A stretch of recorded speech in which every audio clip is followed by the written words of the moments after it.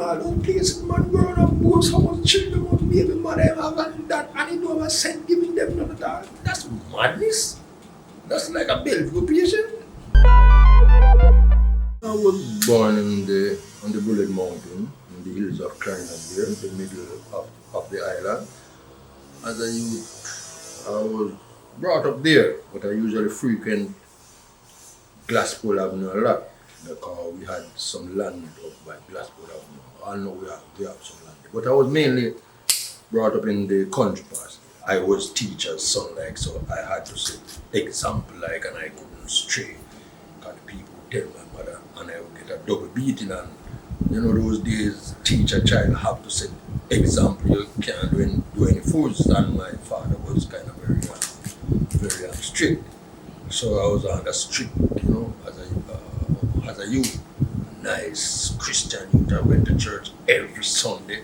My father was an elder in the church. In the last days, my mother started preaching. My father married twice. He had two this was my mother, but he had some outside the church. What was it like growing up with your father in your life? Because I know many Jamaican youths don't necessarily have that now. Father? Yeah. It's very important. But I was gonna privilege my mother and father, church and mother, father, so I grew in this kind of parent and family thing. Not all people in all my era. The world and in Jamaica and the country had that privilege, like, you know. But according to that, my mother was teacher and my father was according to that. So I grew with this parental thing. You know, I had mother and I had father, and then my father was very strict, as I am told. He had a tone of voice there, that alone. So yeah, like, can I mention something to current and everything, mix up everything? Like I am saying, oh, that is one of the main causes of this, what they call it now, the violence. Because the thought, I'm not saying you must get beaten, but the thought that you may could get a beating in my young days kind of prevented you from doing something wrong. But these youths now, they know that you cannot even talk or to them, much less to spank them. I mean a young spank. I'm not dealing with like beating profuse to get cuts, and that's madness. I'm not dealing with that. But a child should get ordinary spanks in their hand when they are very young to know when it's wrong. Or the thought that they can get it. But nowadays, the thought that they can get it. So by the time they reach teens, there's no control again. At what age did you first become a father? When I first became a father, well, Stacey is 42. Stacey is 43. 42. So mine was 42. I don't remember at exactly. 26. I was 26. Yeah, 68. Yeah, no. So I was about 26, right, when I had the first child. So I was teaching at the primary school by the year, you know. Then I married, and everything was, you know, people knew me well from my mother's time, but my mother was teaching at the same school, and I ended up teaching. And then I had just shed my locks, as I told you. So I went to the teacher, and everything was going fine with their mother. And she was the second child, and was going on quite okay, struggling still, but because I had the farm, I usually work my farm, you know, my farm separate from working at the school, you know. And there was even some days now in the last part, I usually work at the betting station to calculate bets. There were a lot of people in the country, they didn't think that, they thought that I did a lot of buying bets. Before computers came in, there were no computers to work out the amount of winnings that a person would get if he bought a horse. So I, with my maths brain, and I know, I usually work as a calculator, you know, some Saturdays to make a little extra income, you know.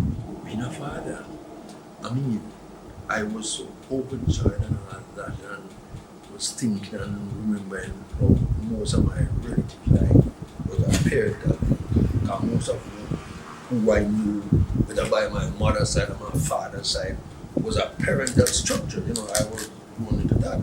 So I wasn't right, like cousin Courtney and all those other, all of them, my sisters and all the other people, who I knew, my elder aunties on both sides, whether mother or father, their example was of a parental thing, mother, father, and everything. I was going in that type of, structure. So when I had my first child, I was saying, well, then I had to take refuge and, be everything and play my role as a father, which is very important.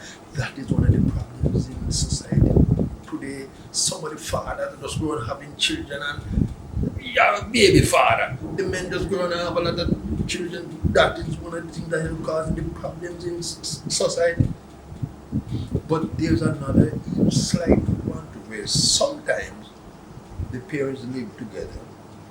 That's my opinion. And the father may try to correct the boy because he know what he went through, and the mother kind of shield the boy certain times, like 1 out of every 10 times. The mother should allow the father to kind of, choke the boy because he doesn't want the boy to maybe fall into the trap that he fell into. But sometimes the mothers are very protective, and that will cause problems later on. So that would be encouragement then to households. Yes, most of the mother and the father knows the care. Don't go around saying, when in the ghetto and all those places, man growing up, both how much children, what baby mother have and that, and he don't have a cent giving them none of that. That's madness.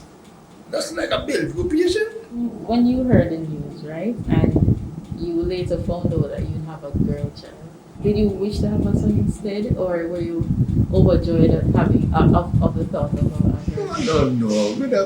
With a boy or girl, it's just society plays a lot of foolishness and like man, you want to and that.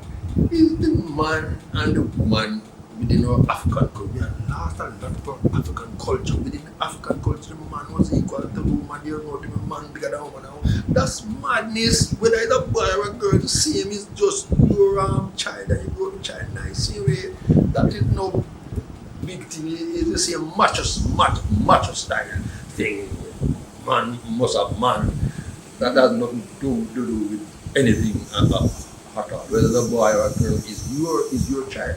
The important thing is to try to train them and do the right and proper way. Experience teaches wisdom. So after the first one, I was still there working, and then at the second, and I think I went, I think I went a little bit too fast.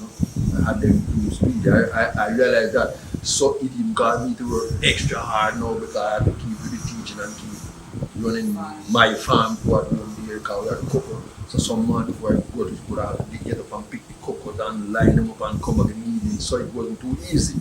But I had to do it kind of part of my duty. I mean, if you are the father of the child, you must see that the child comes in the right and proper way.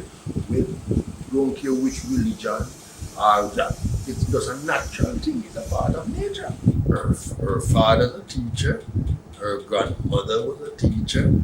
Her great-grandfather was a teacher. So I knew the importance of education. So I didn't run with that. They can tell you. They had to. I mean, it's natural. I always laugh and tell them that. I mean, your father's a teacher, so you must act like a teacher's child. And I should give them my example coming up like, as a teacher's child, you have to look different. And then Walk different. you can't, and some people here, I mean, you play with everybody, but you have to be careful who, and I was just education a lot. I never played with that. What was like as a teacher's child? Wow. We had to walk circumspect. We were always looked upon. We should be an example to other children. We should be perfect, pretty much. So even when we wanted to do what the other kids were doing and just be normal kids, we were always reminded, that your father is a teacher.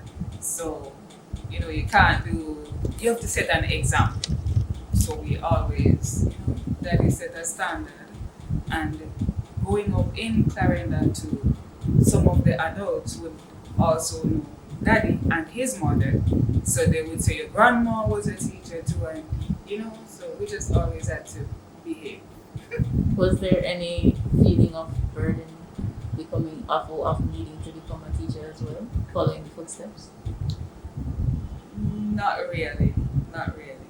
But I enjoyed like watching Daddy on a Sunday writing his schemes or marking papers. He would come home with work, and we would assist him at times in marking the students' papers. So we were pretty much involved.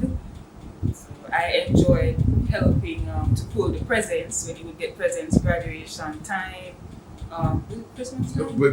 But that is, she is talking about like when she's going to high school now, and I am still teaching the primary, so she can Yes. help me to mark the people and I get, how they call it, like graduation, they have to get something done. What they call it, teachers Teachers' and they Day. get that. So that would, kind of encourage me. Okay, so you would get lots of gifts, lots of presents on Teachers' Day and graduation day. I liked that, but I don't think I like the teaching part. I love receiving gifts, so I like that part of it. I like opening presents, so I enjoy that. Sophie, how would you describe your father to anyone who would have asked? Oh, he's an absolute gem. Daddy's very hardworking.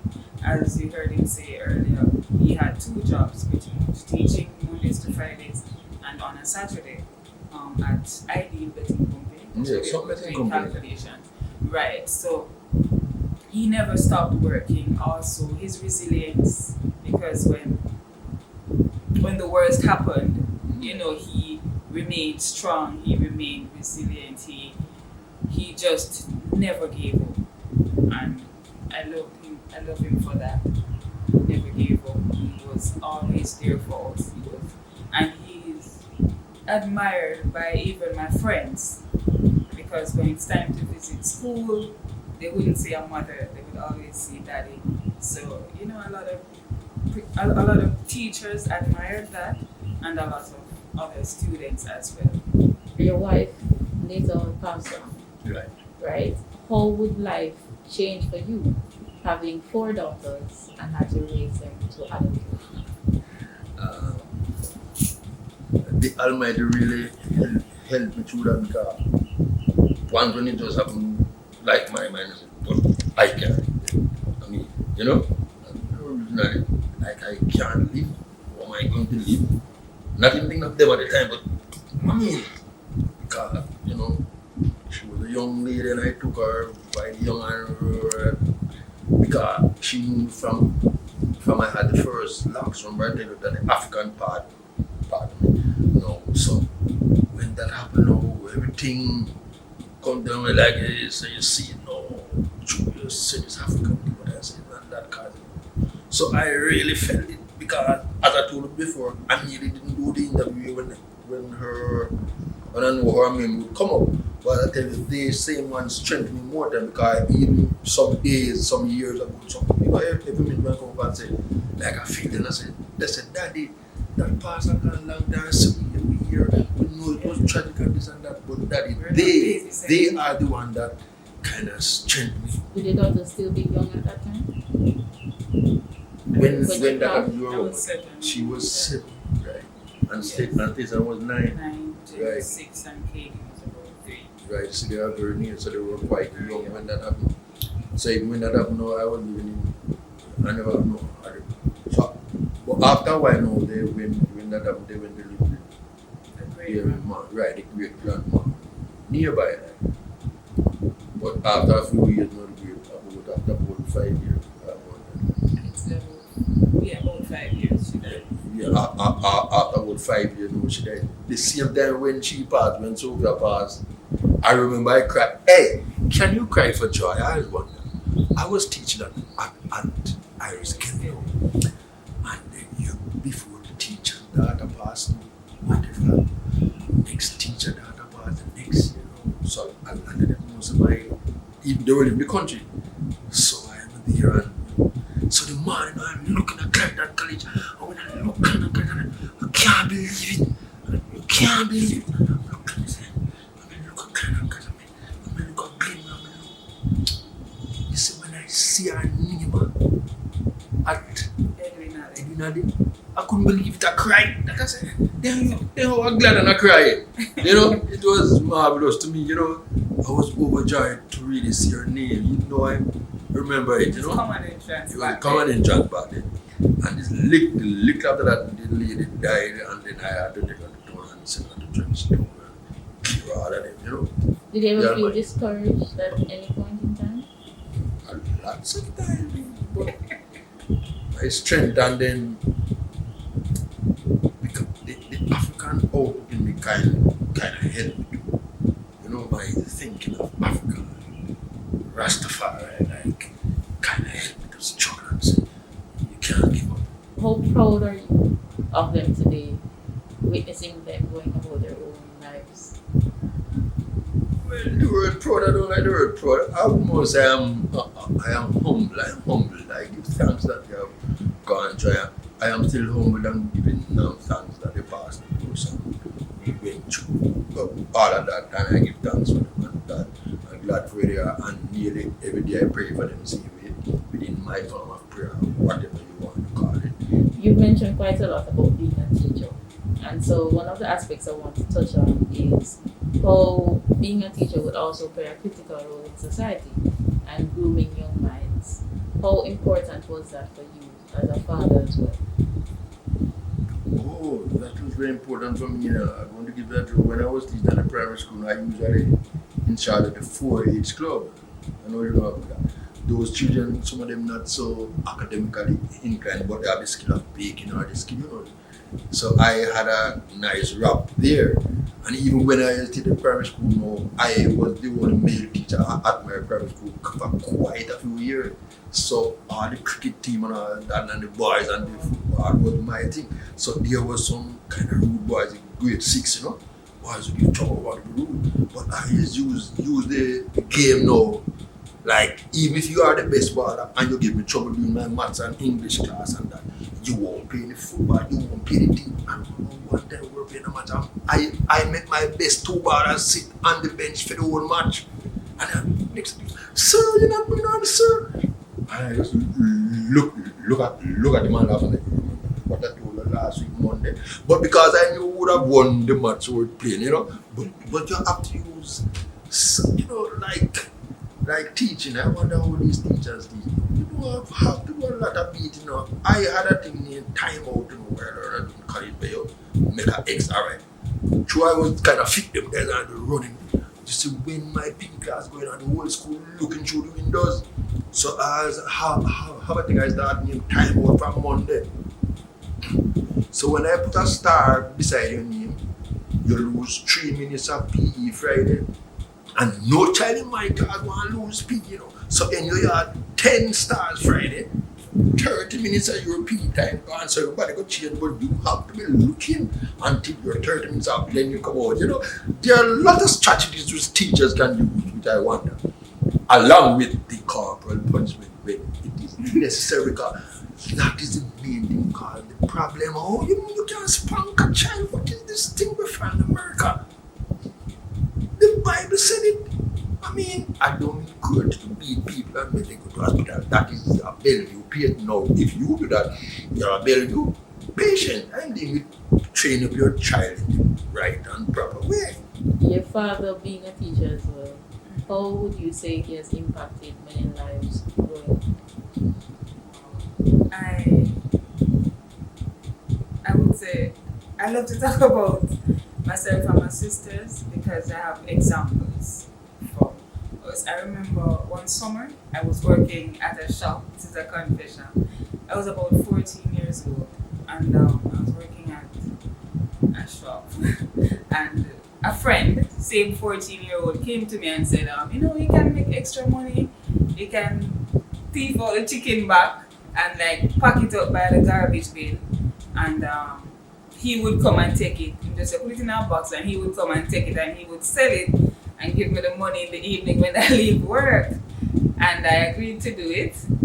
But when I noticed the guy came there, he was gonna come at 12, I noticed at 12:30 he was there rummaging through the garbage and I'm like, why is he there so long? We're gonna get catched. You know what I mean? And then after about 10 minutes passed, he left, and I went out there to look. When I went out there to look, I saw a dog like dragging the last piece of meat, and I'm like, oh my gosh, that's why he was there so long, because the dog took it away.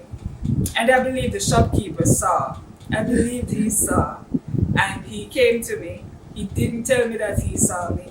He just said to me, your father is a very respectable man. Your father is a teacher. He said, your father is a teacher and a very respectable man.